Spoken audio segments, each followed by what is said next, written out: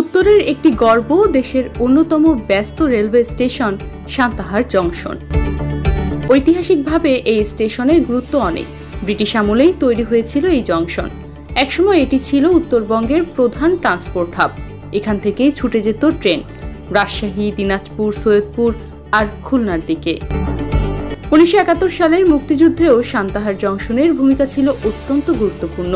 এখানে সংঘটিত হয়েছিল একাধিক ঘটনা, যেগুলো আজ ইতিহাসের অংশ। আর আজ আধুনিকতার ছোঁয়ায় বদলে গেছে সান্তাহার। ট্রেন চলাচলের গতি বেড়েছে, বসেছে নতুন ডিজিটাল সিগন্যালিং ব্যবস্থা, নিরাপত্তার জন্য আছে সিসিটিভি, আর যাত্রীদের জন্য সুসজ্জিত বিশ্রামাগার ও টিকিট কাউন্টার। দিনের পর দিন হাজারো যাত্রীর পদচারণায় মুখর এই স্টেশন। কেউ যাচ্ছেন প্রিয়জনের কাছে, কেউ বা ফিরছেন কর্মস্থলে। সান্তাহার জংশন শুধু একটা স্টেশন নয়, এটা আমাদের ইতিহাসের অংশ আর আগামীর পথে চলার সঙ্গী।